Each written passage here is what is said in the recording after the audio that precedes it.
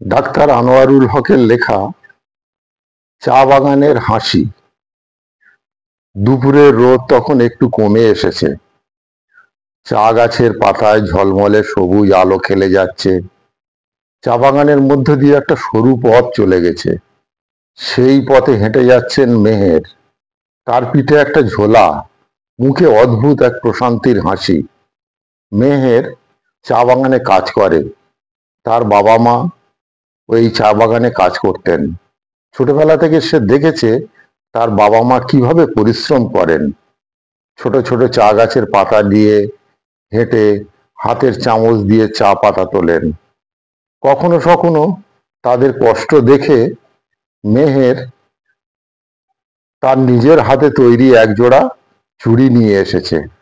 চা বাগানের অন্য শ্রমিকদের জন্য এই চুড়ি উপহার হিসেবে বানিয়েছে সে। তার মা বলেছে, মেহের, উপহার দিলে মানুষের মন ভালো হয়। তাই সে ঠিক করেছে আজকের দিনটি চা বাগানের সব শ্রমিকদের মন ভালো করবে। যতক্ষণ না বিকেল হয়, মেহের এক এক করে সবাইকে চুড়ি উপহার দিল।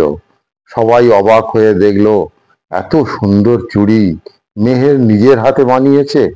শ্রমিকদের মুখে একচিলতে হাসি ফুটে উঠল, যেন কষ্টের মধ্যে এক টুকরো আনন্দের রোদ। শেষে মেহের যখন নিজের কাজ শেষ করে মেহের বাড়ির পথে হাঁটলো, তখন চা বাগান যেন আরেকটু সুন্দর লাগছিল। চা বাগানের ছোট্ট সবুজ পাতাগুলো ঝলমল করছিল। তার হাসির সাথেই যেন এই পাতাগুলো হাসছে। চা বাগানের মানুষদের মনে আজ মেহেরের দেওয়া ছোট্ট উপহারগুলো স্মৃতির মতো রয়ে গেল। এভাবেই একদিন তাদের জন্য হলেও চা বাগানের শ্রমিকদের জীবনে মেহের একটু আনন্দ নিয়ে এলো।